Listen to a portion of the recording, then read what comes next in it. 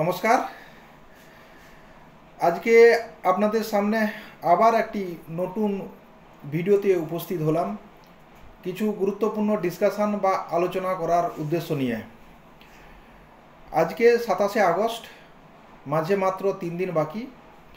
এই 3 দিন পরেই মানে 31শে আগস্ট একটি গুরুত্বপূর্ণ প্রজেক্টের জমা দেওয়ার শেষ তারিখ আছে, মানে অনলাইনে জমা দেওয়ার শেষ তারিখ আছে 31শে আগস্ট। ন্যাশনাল বুক ট্রাস্টের একটি প্রজেক্ট বেরিয়েছে, যে প্রজেক্টটি অলরেডি অনলাইনে সাবমিশন বা জমা দেওয়ার কাজকর্ম চলছে, যার শেষ তারিখ যেটা বললাম 31শে আগস্ট, মাঝে মাত্র 3 দিন বাকি আছে। এই প্রজেক্ট নিয়ে বিস্তারিত না হলেও সংক্ষিপ্ত আকারে যাতে সম্যক ধারণা আপনাদের মধ্যে আসে, সেটা নিয়ে আজকে ডিসকাশন করতেই এই ভিডিও বানাচ্ছি। তো বিষয় হচ্ছে, আমার এই চ্যানেলটি মানে ইউটিউব এই চ্যানেলটা একেবারে নতুন। এই চ্যানেলে আপনাদের ভিডিওগুলো যে আস্তে আস্তে পোস্ট করা শুরু করছি, উৎসাহ পাবো যদি আপনারা একবার সাবস্ক্রাইব করে দেন চ্যানেলটাকে। তো সাবস্ক্রাইব করে দিলে লাভটা কি হবে? লাভটা হবে যেটা, আমি যখন যা ভিডিও বানাবো, যখন ইউটিউবে আপনি আসবেন, আমার ভিডিওটা আপনি কিন্তু দেখতে পারবেন এবং আমারও বানাতে উৎসাহ আসবে যে আমার এত সাবস্ক্রাইবার আছে। তো দয়া করে আপনারা একটু সাবস্ক্রাইব করে দেবেন। চ্যানেলের সাবস্ক্রিপশান আস্তে আস্তে যত বাড়বে তত উৎসাহ আমার আসবে। যাই হোক, প্রসঙ্গে আসি। তো ন্যাশনাল বুক ট্রাস্টের এই যে প্রজেক্ট, এই প্রজেক্ট মূলত 3টা ভাগে ভাগ করা হচ্ছে। প্রজেক্টের অনেকগুলো সাব ক্লাসিফিকেশান আছে, কিন্তু প্রজেক্ট মেনলি বুকের উপরে যদি কোনো ফেয়ার করেন, বুক ফেয়ার যেটাকে বলা হচ্ছে, সেটার জন্য আপনি করতে পারেন, কিংবা বুক রিলেটেড কোনো যদি আপনি ট্রেনিং প্রোগ্রাম অর্গানাইজ করেন, সেই সাবজেক্টকে সামনে রেখে আপনি প্রজেক্ট জমা দিতে পারেন। এছাড়াও আপনি জমা দিতে পারেন কোনো ওয়ার্কশপ, সেমিনার, বুক রিলেটেড, পাবলিশিং মানে ম্যাগাজিন পাবলিশার বা পাবলিশার্সের হয়ে যদি আপনি কোনো ইভেন্ট ম্যানেজমেন্টের অংশগ্রহণ করেন, সেই বিষয়টা নিয়ে কিন্তু আপনি প্রজেক্ট জমা দিতে পারেন। আমি বিস্তারিত পয়েন্ট আকারে আসবো। তো বিষয়টা হচ্ছে, পদ্ধতিটা কি আছে? পদ্ধতিটা আছে, প্রথমে আপনার এনজিওকে রেজিস্টার্ড হতে হবে এই ডিপার্টমেন্টে, মানে রেজিস্ট্রেশন করাতে হবে। রেজিস্ট্রেশন করাতে গেলে ন্যাশনাল বুক ট্রাস্টের যে নির্দিষ্ট যে ওয়েব লিঙ্ক আছে, সেই ওয়েব লিঙ্কের মাধ্যমে কিছু ইনফরমেশান দিয়ে আপনাকে প্রথমে রেজিস্ট্রেশন করাতে হবে। সেই ইনফরমেশান দিতে গেলে আপনাকে আগে ওয়েব লিঙ্কটা সম্পর্কে জানতে হবে। আমি বিস্তারিত আস্তে আস্তে আসছি, মন দিয়ে একটু শুনে নেবেন। তো নোট ডাউন করুন, হাতের কাছে যদি পেন থাকে, কাগজ থাকে, একটু নোট ডাউন করে নেবেন, এগুলো মনে থাকবে না। তো বিষয়টা হচ্ছে, রেজিস্ট্রেশন প্রথমে করতে হবে। Registration for the grant in add বলে একটা সাবজেক্ট আছে, সেই সাবজেক্টের উপরে ছোট্ট একটা 5 লাইনের বা 6 লাইনের একটা ফর্ম আছে। সেই ফর্মটা ইনফরমেশান দিয়ে সাবমিট করলে আপনার কাছে কিন্তু একটা ইমেল চলে আসবে। সেই ইমেলেই আপনি কিন্তু লগ ইন আইডি পাসওয়ার্ডটা পাবেন। তো সেই ওয়েব লিঙ্কটা কী আছে না, সেই ওয়েব লিঙ্কটা আছে www.nbtindia.gov.in স্ল্যাশ দেবেন grant GRANT grant _in AID, আবার স্ল্যাশ দেবেন, দিয়ে রেজিস্ট্রেশন REGISTRATION registration.ASPX, এই হচ্ছে পুরো ওয়েব লিঙ্ক। আমি আবার রিপিট করছি, www.nbtindia.gov.in slash grant GRANT _in আবার _AID, আবার আপনি স্ল্যাশ দেবেন registration.ASPX দিয়ে এন্টার করে দেন। এন্টার করে দিলে আপনার একটা হচ্ছে রেজিস্ট্রেশন হচ্ছে ফর্ম ওপেন হবে। সেই ফর্মের মধ্যে কি কি আপনাকে দিতে হবে টাইপ অফ অর্গানাইজেশান। এখানে type of organisation public trust, section and company, charitable মানে যেটা সেকশন 8 কোম্পানি, কিংবা ইউনিভার্সিটি, ইনস্টিটিউট বা হায়ার এডুকেশান, আর society under society registration act. তাহলে আমরা যারা এনজিও করি, এই 4টার মধ্যে আমাদের ক্ষেত্রে কিন্তু ম্যাচিং হবে যেটা সোসাইটি অ্যাক্ট 1860 সালের সেটা সিলেক্ট করতে হবে। যাদের সোসাইটি আছে, যাদের ট্রাস্ট আছে, পাবলিক ট্রাস্ট হচ্ছে আপনি সিলেক্ট করবেন। আর যাদের সেকশন 8 কোম্পানি আছে, সেকশন অ্যান্ড কোম্পানি বলে ব্র্যাকেটে যেটা চ্যারিটেবল বলে সিলেক্ট করতে বলেছে সেটা আপনারা সিলেক্ট করবেন। এইটা সিলেক্ট হওয়ার পরে নেম অফ দ্য অর্গানাইজেশন, মানে আপনার হচ্ছে এনজিওর নাম আপনি এখানে টাইপ করে লিখবেন। তারপরে নেম অফ অ্যাপ্লিক্যান্ট, মানে যিনি অ্যাপ্লিকেশন করছেন অ্যাপ্লিক্যান্ট হিসেবে, যিনি মানে ওই সোসাইটি কিংবা এনজিওর যেন মেম্বার হয় যে কোনো ব্যক্তি, সেক্রেটারি, প্রেসিডেন্ট, ম্যানেজিং ট্রাস্টি বা ডিরেক্টর যাই হোক, তো যে কোনো যে ব্যক্তি হচ্ছে অ্যাপ্লিক্যান্ট হিসেবে ওই সংস্থার বিহাফে অ্যাপ্লিকেশন করছেন, ওনার হচ্ছে নাম দেবেন, ওনার হচ্ছে মোবাইল নাম্বার দেবেন, ওনার ইমেল আইডি দেবেন, আর হচ্ছে উনি হচ্ছে কি পজিশানে আছেন, মানে উনি কি পোস্টে আছেন। ওখানে সিলেক্ট অপশান আছে CEO, director, share holder, manager, others, যেটা ঠিক সেটা হচ্ছে ঠিক দিয়ে সিলেক্ট করে আপনি হচ্ছে সাবমিট করে দিবেন। সাবমিট করে দিলে আপনার কাছে একটা কনফার্মেশন মেল আসবে। সেই মেলটা কোথা থেকে আসবে না support@nbtindia.gov.in এই মেল আইডি থেকে আপনার কাছে মেল আইডি আসবে, যে মেলে আপনাকে কি মেলে দেবে না dear applicant, you have been successfully registered, complete all the below steps to হচ্ছে সাবমিট ইউর প্রপোজাল। এই ভাষাটা হচ্ছে হেডিং দিচ্ছে, মানে আপনি সাকসেসফুলি সাবমিট করে দিলেন এবং প্রপোজালটা কমপ্লিট করার জন্য নিচে একটা লিঙ্ক দিচ্ছে, সেই লিঙ্কের উপর ক্লিক করে আপনি প্রপোজালটাকে কমপ্লিট করতে বলছে। তো সেই লিঙ্কের উপর যখন ক্লিক করবেন তখন কিন্তু আপনার লগ ইন আইডি পাসওয়ার্ড চাইবে। ওই মেলেই আপনাকে আপনার ইউজার নেম দেবে, আপনার পাসওয়ার্ড দেবে। ইউজার নেমটা কিন্তু নর্মালি যে আপনি ওখানে ইমেল আইডিটা ইউজ করেছেন সেই ইমেল আইডিটাই হবে ইউজার নেম, আর পাসওয়ার্ড অজানা সেটা মেলে আপনাকে দিয়ে দিবে। সেই মেলে পাসওয়ার্ড এবং আপনার ইমেল আইডি যেটা ইউজার নেম হিসেবে আপনি ইউজ করবেন সেটা দিয়ে আপনি লগ ইন করবেন। লগ ইন করে পুরো ফর্মটা ফিল আপ করবেন এবং ডকুমেন্টগুলো আপলোড করবেন। আপলোড করার পরে সাবমিট যখন করবেন, সেই সাবমিট করে দেওয়ার পরে আপনার আছে একটা হচ্ছে অ্যাপ্লিকেশান ফর্ম ডাউনলোড হয়ে যাবে। সেই অ্যাপ্লিকেশান ফর্মটাই কিন্তু বাই পোস্টে আপনাকে সেলফ অ্যাটেস্টেড অল ডকুমেন্ট সহ, অল ডকুমেন্ট মানে যে ডকুমেন্ট ওখানে আপলোড করতে বলেছে সেগুলো সেলফ অ্যাটেস্টেড করেই স্ক্যান করে আপনি আপলোড করবেন। আপলোড করার পরে তার হার্ড কপি এবং অ্যাপ্লিকেশান সাবমিট হওয়ার পরে একটা হচ্ছে পিডিএফ বা ডাউনলোড করে অ্যাপ্লিকেশান ডিটেলস আপনি পাবেন, সেটা সহ আপনি কিন্তু বাই পোস্টে পাঠিয়ে দিবেন। কোথায় পাঠাবেন আমি অ্যাড্রেসটা বলে দিচ্ছি, to the director, National Book Trust India, 5 institutional area, phase 2, Basant Kunj, New Delhi 110070। এই অ্যাড্রেসে, এই অ্যাড্রেসটা মনে না রাখলেও চলবে, কারণ হচ্ছে এই অ্যাড্রেসটা যখন আপনি মেল পাচ্ছেন মেলে কিন্তু এই অ্যাড্রেসটা লেখা থাকে। সেই অ্যাড্রেসে আপনাকে বাই পোস্ট করে অ্যাপ্লিকেশান সহ আপনাকে পাঠিয়ে দিতে হবে। তাহলে 31 তারিখের মধ্যে অ্যাপ্লিকেশান করবেন, অ্যাপ্লিকেশান করার পরে বাই পোস্টে পাঠিয়ে দিবেন। তো পাঠিয়ে দিবেন, কিন্তু অ্যাপ্লিকেশান অবশ্যই যেন 31/8/2024 মধ্যেই হয়। এরপর আপনি লগ ইন করবেন। তো মেল এলো, মেল আসার পরে আপনি লগ ইন করবেন। লগ ইন করার পরে 3টি পেজ আপনাকে কিন্তু ফিল আপ করতে হবে। এই যে 3টি পেজ, এইটা নিয়ে আমি একটু আলোচনা করে দিচ্ছি। 3টি পেজের মধ্যে কি কি ফিল আপ করবেন।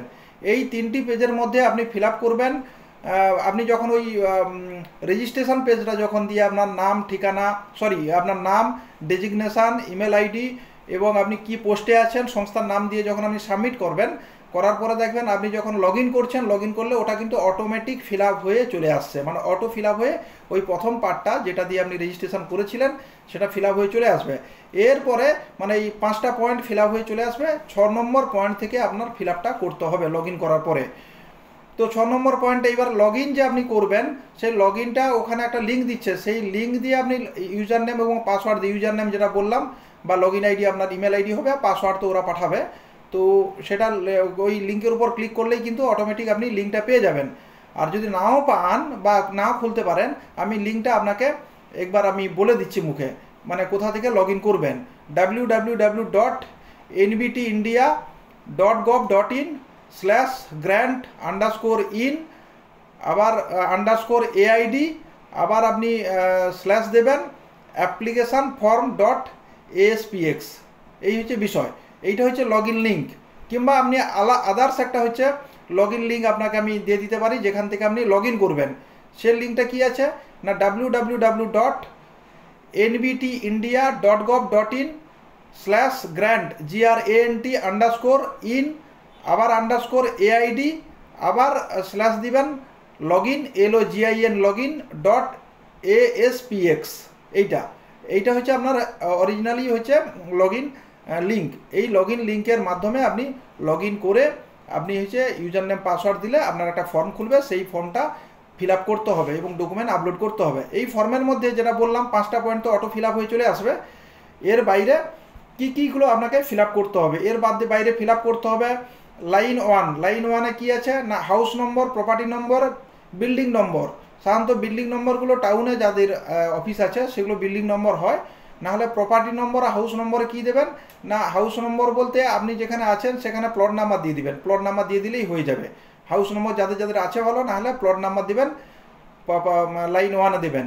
আর অ্যাড্রেস লাইন 2-তে কী আছে না ভিলেজ সিটি এটা লিখবেন, মানে কোন গ্রাম বা কোন টাউনে আছেন সেটা লিখবেন। অ্যাড্রেস 3-তে কি লিখবেন আদার্স কিছু মানে আপনি ওখানে পোস্ট অফিস লিখবেন, PS লিখবেন, ব্লক লিখে দিতে পারেন, মানে অ্যাড্রেস লাইন 3-তে।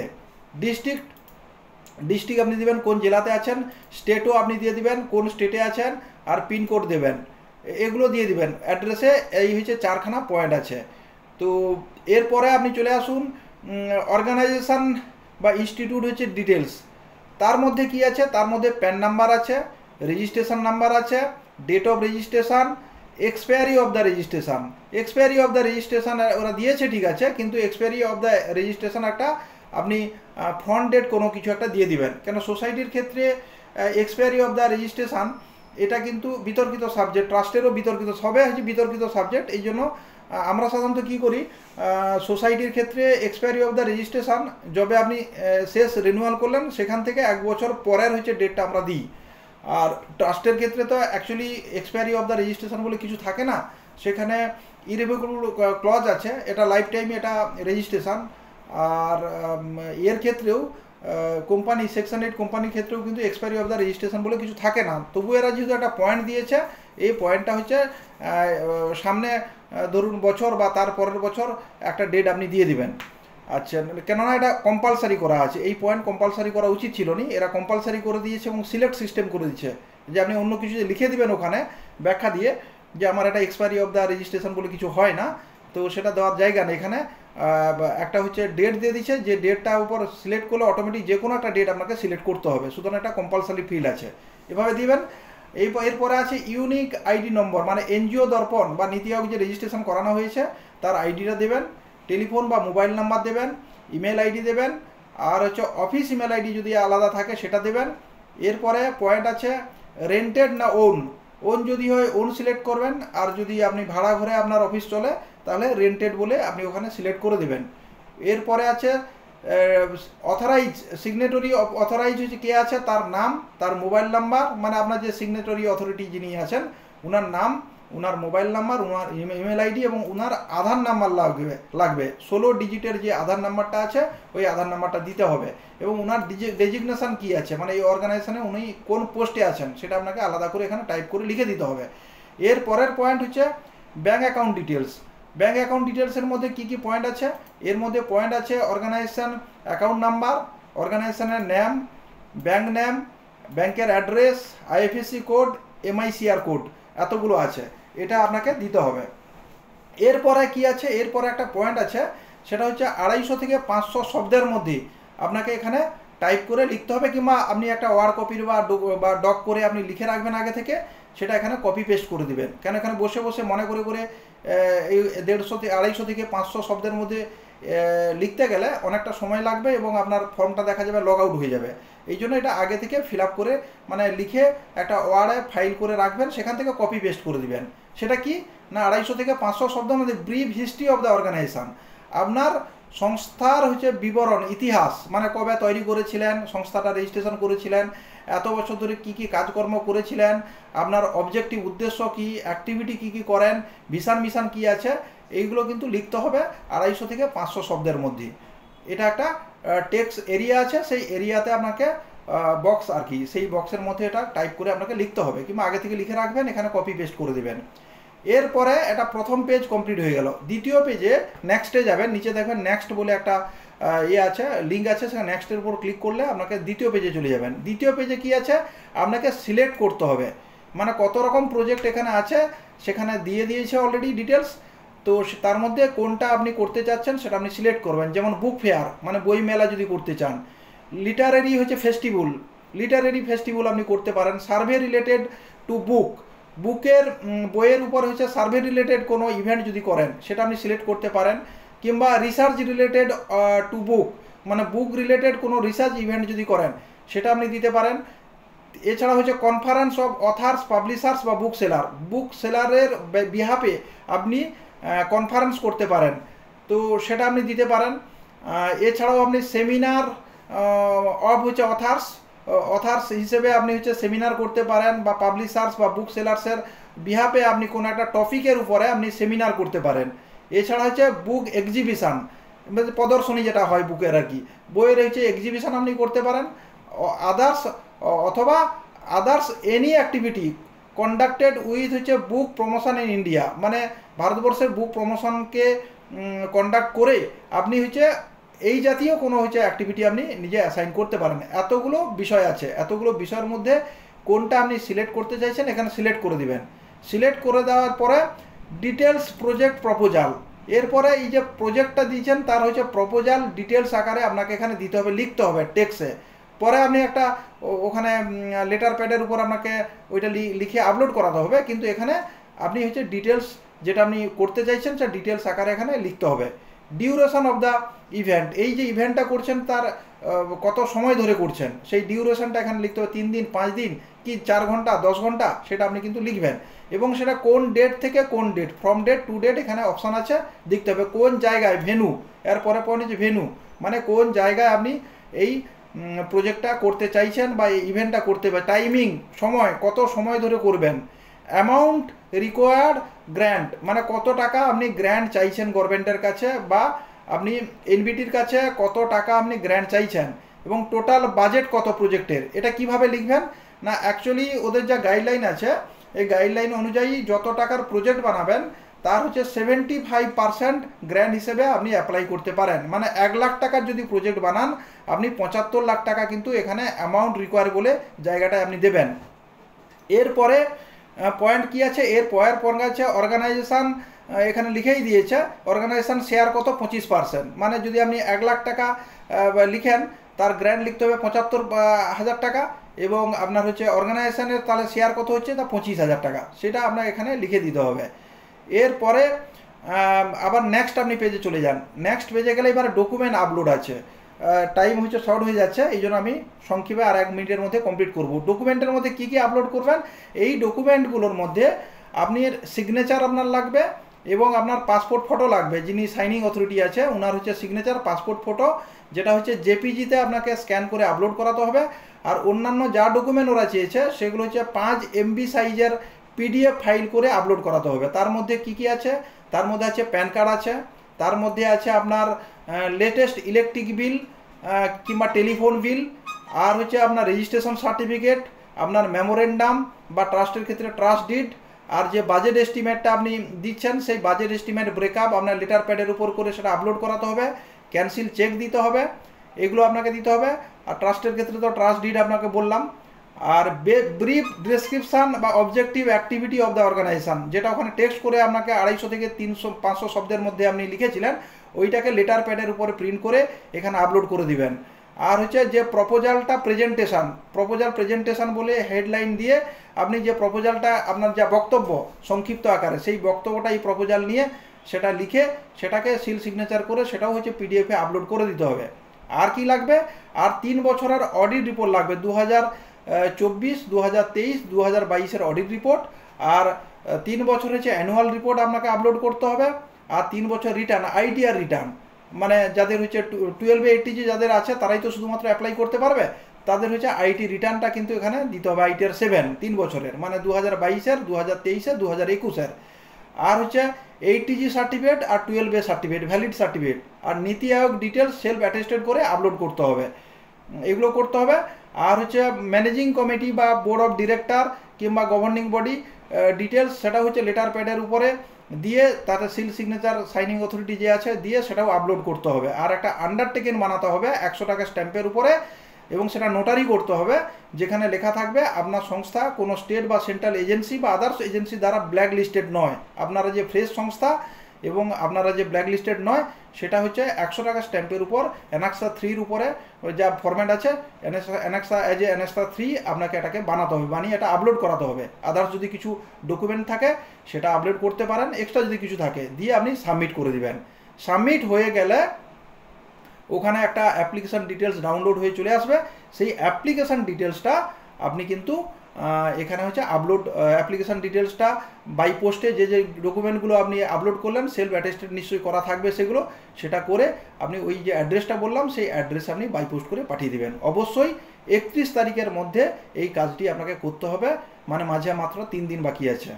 আজকে এই প্রতিবেদন বা এই যে প্রজেক্ট নিয়ে ডিসকাশন করা হলো, আশা রাখছি আপনাদের বোঝাতে পারলাম। সংক্ষিপ্ত টাইমের মধ্যে এটা করতে হচ্ছে, তো যাই হোক এদিক ওদিক করে তবু 20-21 মিনিট টাইম হয়ে গেল বা চলে গেল। আবার নেক্সট পরের প্রতিবেদনে আসবো। তবে আমার সঙ্গে কথাবার্তা বলতে গেলে যে কোনো ডকুমেন্টেশন নিয়ে কিংবা প্রজেক্ট রিলেটেড কোনো বিষয় নিয়ে যদি ডিসকাশন করতে হয় ফোন করতে পারেন। আমার একটা হোয়াটসঅ্যাপ নাম্বার আছে, তাতে হোয়াটসঅ্যাপ করতে পারেন। সেম নাম্বারে কিন্তু অফিসিয়াল নাম্বার 8918726833। আবারও রিপিট করছি 8918726833। এই নাম্বারে হোয়াটসঅ্যাপ করতে পারেন কিংবা ফোন করতে পারেন। আর www.asadipasc.com এই ওয়েবসাইটও আপনি ভিজিট করতে পারেন। এছাড়া আপনি যদি আলাদা করে ডিসকাশন করতে চান এই ওয়েবসাইটেই আমাদের হচ্ছে অ্যাপয়েন্টমেন্ট লিঙ্ক আছে, সেই অ্যাপয়েন্টমেন্ট করে অফিসিয়ালিভাবে এসে কথা বলতে পারেন। তো আজকে এই পর্যন্ত থাকলো। আবার শেষে বলছি আমার এই চ্যানেলটা একেবারে নতুন ভিডিও নিয়ে এনজিওদের সামনে আসবো, তো আপনারা একটু সাবস্ক্রাইব করে দেবেন, ভিডিও বানাতে ভালো লাগবে। নমস্কার, সবাই ভালো থাকবেন।